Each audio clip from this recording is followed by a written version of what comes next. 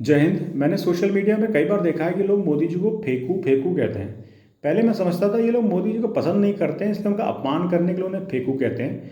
लेकिन जब से मैंने नीरज चोपड़ा को जेवलिन थ्रो करते हुए देखा है, तब मैं समझा हूं कि ये लोग मोदी जी का अपमान नहीं, सम्मान करने के लिए उन्हें फेंकू कहते हैं। जिस तरह नीरज चोपड़ा ने जेवलिन फेंका और भारत को गोल्ड मेडल दिला दिया, उसी तरह मोदी जी भी जब अपनी लीडरशिप और कार्यकुशलता का भाला फेंकते हैं तो ऐसे ऐसे काम हो जाते हैं जो दशकों से नहीं हो रहे थे। मैं आपको 3 उदाहरण देकर बताता हूँ कि लोग उन्हें प्यार से फेंकू क्यों कहते हैं। उदाहरण नंबर 1, 1983 में उस समय की सरकार ने इंडियन एयरफोर्स के लिए एक लाइट कॉम्बैट एयरक्राफ्ट का प्रोजेक्ट सैंक्शन किया। ये कहा गया कि इंडियन एयरफोर्स के लिए भारत में ही फाइटर एयरक्राफ्ट बनाए जाएंगे और उसका डेवलपमेंट शुरू हुआ और होता रहा। सन 2014 में जब मोदी जी की सरकार आई, उसके 2 साल बाद 2016 में तेजस लाइट कॉम्बैट एयरक्राफ्ट की पहली स्क्वाड्रन इंडियन एयरफोर्स में स्टेब्लिश की गई, the 45th squadron, which is now known as flying daggers. जो काम पिछले 33 साल में नहीं हो पाया था, वो काम ही तब हुआ जब मोदी जी ने अपनी लीडरशिप और अपनी कार्यकुशलता का भाला फेंका। इसीलिए तो लोग उन्हें प्यार से फेंकू कहते हैं। ये याद रखिएगा कि सरकारी नौकरी करीब 33 साल की होती है, यानी कि एक पीढ़ी सरकारी नौकरी करके तेजस पे काम करके तनख्वाह लेके पेंशन लेके चली गई, लेकिन हवाई जहाज नहीं बन पाया, क्योंकि उस समय की लीडरशिप भाला नहीं फेंकती थी, फेंकू नहीं थी। उदाहरण नंबर 2, हमें 1947 से बताया जाता है कि हम लोग एक किसानों का देश है, कृषि प्रधान देश है, हमारा मुख्य कार्य कृषि है। लेकिन प्रधानमंत्री मोदी जी के आने से पहले किसानों के लिए क्या किया गया? उन्हें उधार दिया फिर माफ़ किया, उधार दिया फिर माफ़ किया।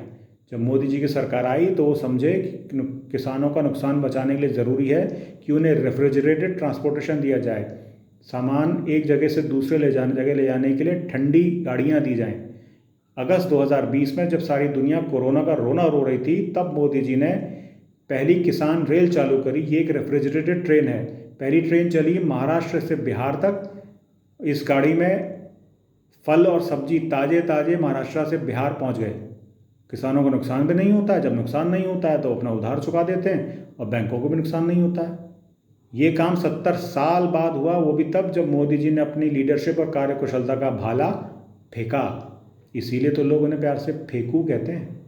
उदाहरण नंबर 3, देश में वरिष्ठ नागरिकों की चिंता की जानी चाहिए, लेकिन मोदी जी के आने से पहले क्या होता था? उन्हें साल में, वरिष्ठ नागरिकों को साल में बुलाते थे, सफ़ेद शॉल पहनाते थे, फूल देते थे, ताली बजाते थे और घर भेज देते थे।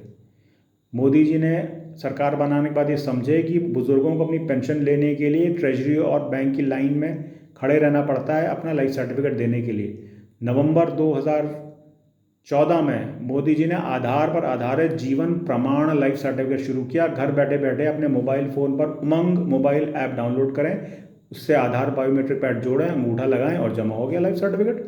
कहीं जाने की ज़रूरत ही नहीं है। अगर आपके पास आधार का बायोमेट्रिक पैड नहीं है तो आसपास किसी कॉमन सर्विस सेंटर में जाइए और वहाँ अपना लाइफ सर्टिफिकेट जमा कर दीजिए। ये काम भी 70 साल बाद हुआ, जब मोदी जी ने अपनी लीडरशिप और कार्यकुशलता का भाला फेंका। इसीलिए तो लोग उन्हें प्यार से फेंकू कहते हैं। तो जो लोग उन्हें फेंकू कहते हैं वो उनका अपमान नहीं कर रहे हैं, वो उनका सम्मान कर रहे हैं, बस कह नहीं पा रहे हैं। और सन 2024 के इलेक्शन में देखिएगा, ये लोग भी मोदी जी को वोट देंगे और फिर से प्रधानमंत्री बनाएंगे, क्योंकि मन ही मन ये मोदी जी से बहुत प्यार करते हैं। जय हिंद।